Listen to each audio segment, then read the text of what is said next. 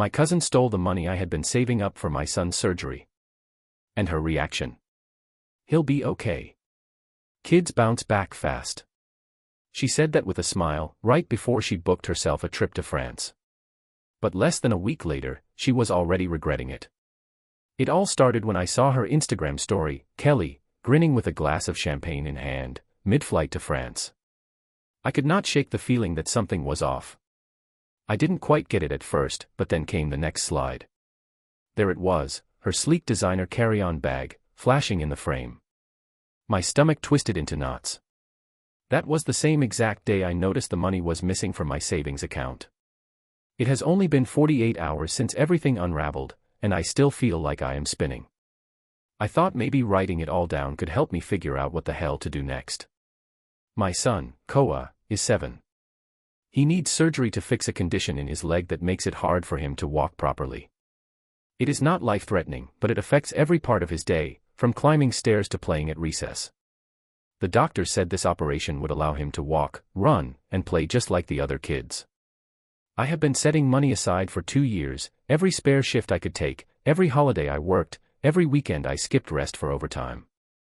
All of it was for that surgery fund. $12,000. Now, that might not sound like a fortune to some people, but when you are a single parent working at a factory, it may as well be a lottery win. I kept that money in a separate savings account and watched it grow, bit by bit.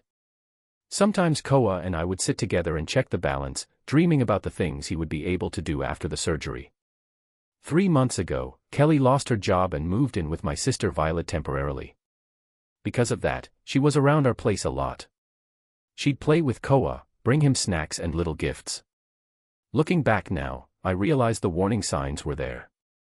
She kept asking about when the surgery was scheduled, how I was paying for it, and even which bank I used to hold the money. I assumed she was just being kind and interested. Then came last Thursday. I logged into my account during my lunch break, just to move some money around. That fund, Koa's fund, it was empty. Completely wiped out. I immediately called the bank. They confirmed there had been a series of transfers to another account over the past several days. Each one was for a small amount, probably so it would not raise any red flags. I felt like I was going to throw up. I tried calling Kelly, nothing. Texted, no response. And then, like salt in the wound, the Instagram stories started rolling in. The airport selfie. The champagne toast. And then, the Eiffel Tower. Each photo hit me like a slap in the face. She was not even trying to hide it. I called Violet. She was just as blindsided as I was. She said she had been saving up for that trip, Violet told me. Harvey, I had no idea. She used my Wi-Fi. Sometimes even borrowed my laptop. I'm so sorry. Yesterday, Koa noticed something was off and asked why I looked so upset. What am I supposed to say to a 7-year-old? How do I explain that someone he trusts, someone who smiled in his face and gave him candy, stole his chance to walk like a regular kid? He pulled out a little Eiffel Tower keychain that Kelly had given him last week. Look, Dad. Just like where cousin Kelly is now. That same damn keychain, probably bought with his surgery money. I finally got through to Kelly this morning over WhatsApp. Her profile picture. She is sitting at a cafe, holding a croissant, like she has not a care in the world. When I asked her what she did with the money, her response made my blood run cold. Oh, come on Harvey. You are being way too dramatic. It's not like it's emergency surgery. He'll be fine. Kids heal fast. Besides, I really needed this trip. Do you have any idea how depressing it is to be unemployed? I'll pay you back eventually. Eventually. Like my son's entire childhood can be put on hold until she decides she is ready to make things right. I have gathered every piece of evidence I can. Bank records, transaction times, screenshots of conversations. I am not letting this go. Kelly thinks being family gives her a free pass, that she can take whatever she wants and not face the fallout. She is about to find out how wrong she is. Violet has been helping me figure out the next steps. The bank is running their investigation, but they warned me it might be tricky. Since Kelly used my Wi-Fi and devices, the transfers look like they came straight from my IP address. She knew exactly what she was doing. The surgery was supposed to happen next month. I have to call tomorrow and cancel it. Just the thought of having to tell Koa makes my stomach turn. He has been crossing off the days on his calendar, talking about how he is going to play soccer with his friends after he heals. I am not here looking for advice on whether I should go to the police. That decision is already made. I am going first thing in the morning. What I still do not know is how to look my son in the eyes and tell him that the surgery is not happening, not yet. That someone he loved more than most people chose a vacation over his chance to walk without pain. And meanwhile, Kelly keeps posting her France adventures like nothing happened: designer stores, upscale restaurants, tourist landmarks. Each of her Instagram posts tags her location. Every one of those moments is funded by money that was meant to help my son walk again. She even had the audacity to post a picture at Notre Dame, holding up a charity donation box, with the caption, "Feeling blessed, giving back." I've muted her on everything, but Violet keeps sending me screenshots. "You need to document everything," she says. And she's right. Every post is like a confession, showing exactly where my son's surgery money went. The worst part? Some of our family members are already trying to smooth things over. She's been going through a tough time, they say. She'll pay it back. Like that somehow makes this okay. Like my son's future should be collateral damage just because Kelly's life is difficult right now. I'm not backing down, though. Not this time. Koa deserves better than eventually. Kelly just posted another story. She's holding a glass of wine at some rooftop bar with the caption, "Living my best life." Sorry, not sorry. Fine. Keep posting, Kelly. Keep showing the world exactly who you are. I'll be at the police station first thing tomorrow. First, thank you to everyone for the support on my last post. A lot has happened in the past week, and none of it's been what I expected. I thought filing a police report would be the hardest part of all this. Turns out, that was just the beginning. The police were straightforward. Since Kelly had access to my Wi-Fi and devices while staying at my place, they're treating this as a civil matter. They took my statement and documentation but told me I'd likely need to pursue this through small claims court. Not exactly what I was hoping for, but at least everything is officially recorded now. Meanwhile, Kelly's France trip keeps playing out on social media like some twisted reality show. Yesterday, she posted a video showing her latest shopping spree: 3 luxury handbags, new shoes, and what she called her France wardrobe upgrade. The total she mentioned. It could have covered Koa's surgery and recovery therapy. She even tagged the stores and added, "Living my dreams." Just, wow. But here's the interesting part. Remember my sister Violet? She did some digging and uncovered that Kelly's been telling different stories to different people. To our aunts, she's claiming that I offered to help fund her new start. To our cousins, she's saying the money was a loan we agreed on. And to her parents? She insists I was just being generous because she's family. The stories keep changing, but they all have one thing in common: somehow, I'm the bad guy for wanting the money back. Last night, Kelly's parents called me. They offered to pay some of it back to keep the peace in the family. Their idea of help. $2,000, paid in installments over 6 months. Because apparently, that's a fair solution when their daughter stole $12,000 from her cousin's disabled child. I told them I'd rather take them to court. The silence on their end was telling. Koa's been asking questions lately. He's a smart kid. He noticed I took down the calendar where we were counting down to his surgery. I tried explaining that we need to wait a little longer, but he just looked at me with those big eyes and asked, "Is it because Cousin Kelly needed the money more than me?" 7 years old, and he's already learning some tough lessons about family. This morning, I got a text from Kelly. "Look, I get that you're mad, but you're making this bigger than it needs to be. I'm not stealing, I'm borrowing. Besides, what's the rush? It's not like Koa's dying or anything. Kids are resilient." Resilient. Like that makes this okay. Violet has been incredible throughout all this. She's helped me document everything and even set up a spreadsheet tracking every purchase Kelly flaunts on social media.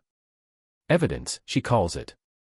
And she's right, Kelly is basically building our case for us with every post, every story. The family's completely split down the middle now. Half of them think I should be more understanding because Kelly's just going through a phase. The other half is horrified but doesn't want to get involved. Only Violet's openly standing with me. She told our aunt, a phase is getting a bad haircut or dating a drummer, not stealing a child's surgery money. Today, I had to make some tough decisions. First, I cancelled Koa's surgery reservation. The hospital put us back on the waiting list, but we lost our original spot. Then I called the bank again. They're still investigating, but at least they flagged the unauthorized transfers. Small victories, I guess. Kelly finally answered one of my calls today. Want to know her brilliant solution? She suggested I just start a GoFundMe or something because she's not in a position to pay right now. When I reminded her about the designer shopping spree she posted, she actually said, "That's different. I needed those things for my image. How else am I supposed to network for a new job?" The real kicker came tonight.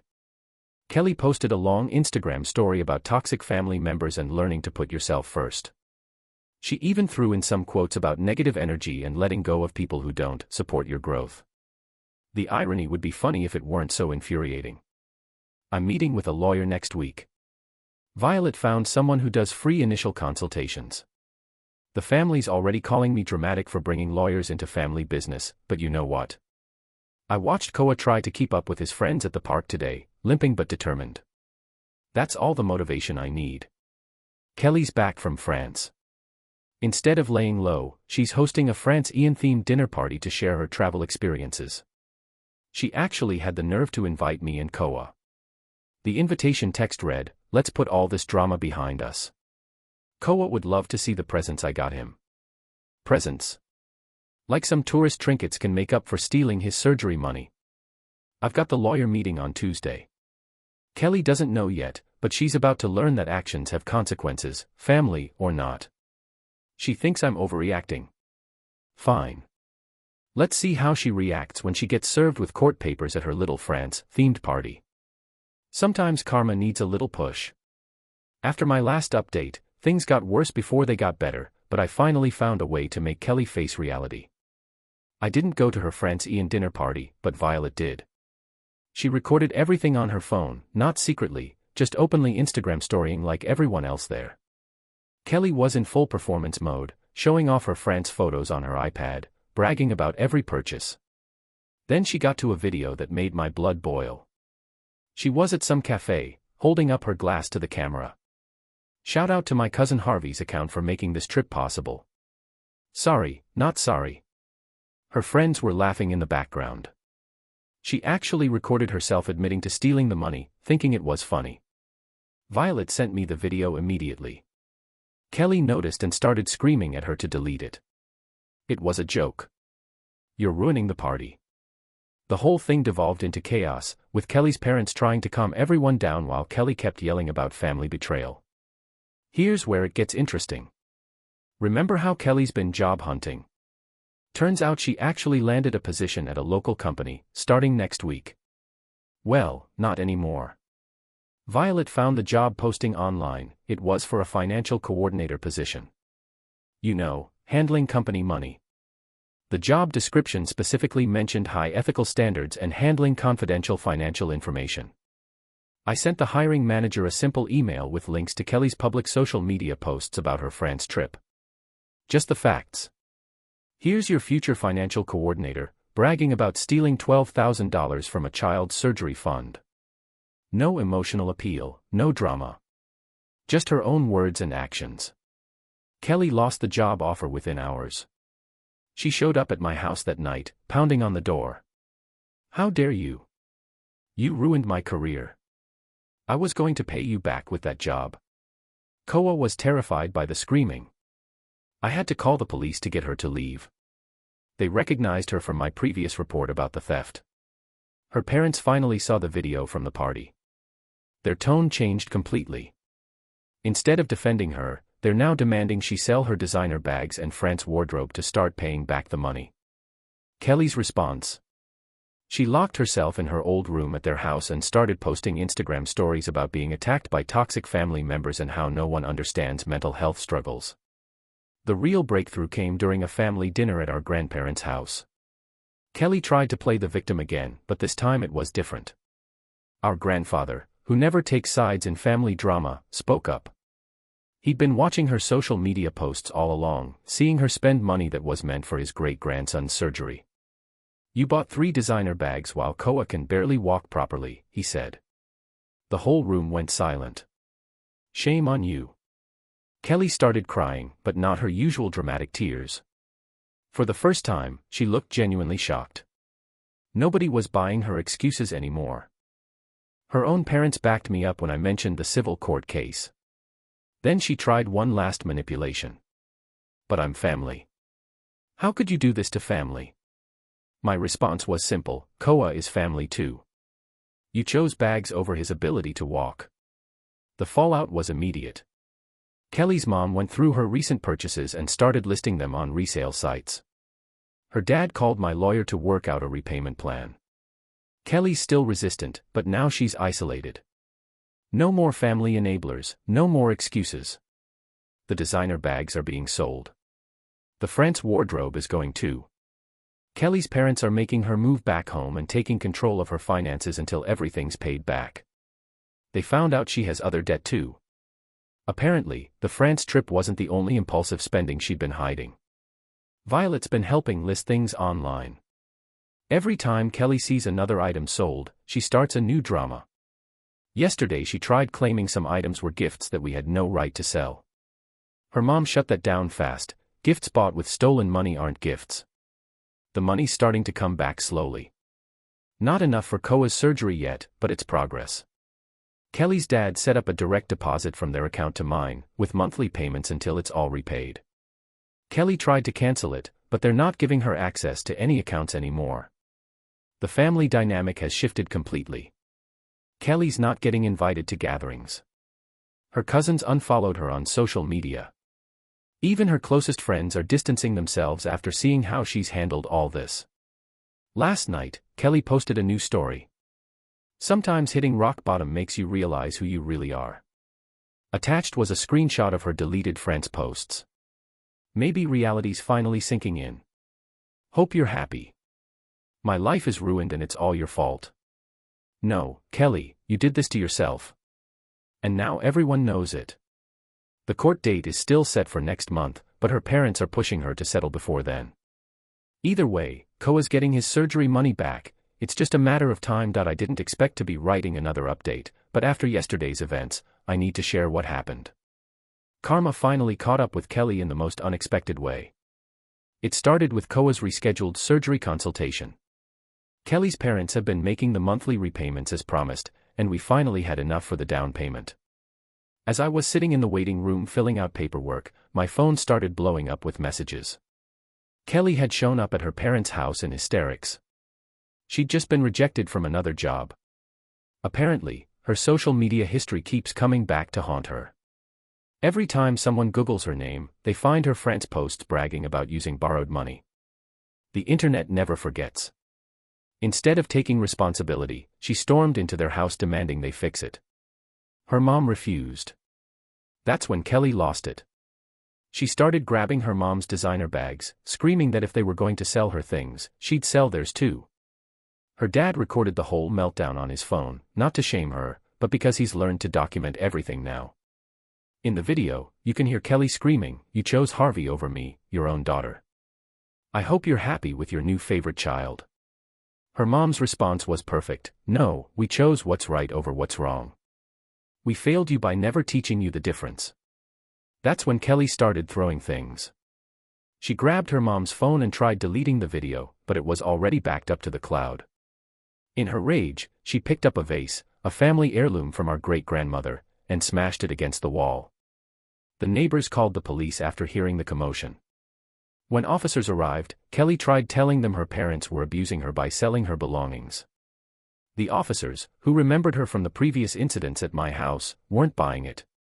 Her parents didn't press charges, but they did something worse in Kelly's mind: they cut her off completely. No more paying her phone bill. No more emergency credit card. No more living in their house. They told her she needed professional help, and they'd support that, but nothing else until she takes responsibility. Kelly's response: She went nuclear on social media. Started posting exposed stories about everyone in the family. Most were obviously fake. She claimed Violet had stolen from stores, never happened, that I was misusing Koa's surgery money for gambling, completely false, that her parents had abused her growing up. They spoiled her, if anything. Nobody believed her. Her followers had watched her frantic shopping spree, seen her brag about using borrowed money, and witnessed her steady meltdown over the past months. The comments were brutal. Wasn't this the girl who stole her disabled cousin's surgery money? Still playing victim after stealing from a child? She tried deleting the comments, but they kept coming. Finally, she posted a tearful video claiming she was being cyberbullied and needed to take a break for her mental health. 10 minutes later, she was posting on her backup account, asking if anyone had a spare room she could crash in. Nobody offered. Here's the real karma, though. Remember that financial coordinator position she lost? The company posted the job again. Guess who got it? Violet. She started last week. When Kelly found out, she showed up at the office, causing such a scene that security had to escort her out. Now she has a trespassing warning too. The family gathered for dinner last night, without Kelly. Her parents brought the final check to cover the remaining surgery money. I hope you're happy. You've turned everyone against me, I'll never forgive you for this. I didn't respond. I was too busy helping Koa pack his overnight bag for the hospital. His surgery is scheduled for tomorrow morning. Kelly started spamming everyone with calls, switching between threats and tearful apologies, but nobody picked up. Her last message to me read, I hope you're happy. You've turned everyone against me, I'll never forgive you for this. As we sat there, Kelly's mom pulled me aside before leaving. She was crying, but not from sadness. Thank you, she said. For having the courage to stand up to her. We should have done it years ago. This morning, something unexpected happened. A package arrived at my door. Inside was an envelope with $2,000 in cash and a handwritten note. Dear Harvey and Koa, this is all the money I have left. I sold my laptop and some other things. I'm sorry it's not more. I'm sorry for everything. I know sorry isn't enough, but it's all I have right now. Kelly. I added the money to Koa's recovery fund. He'll need physical therapy after the surgery, and every bit helps. As for Kelly, last I heard, she's staying at a youth hostel, applying for jobs under a different name, and finally starting therapy. Her parents are sticking to their boundaries. They'll pay for counseling, but nothing else until she shows real change. Koa's surgery is in 12 hours. He's nervous but excited. This morning, he said something that put everything in perspective. Dad, when I can run, I'm going to run so fast that all the bad stuff can't catch us. Run fast, kid. You've earned it. This will be my last update. Thank you all for the support throughout this journey.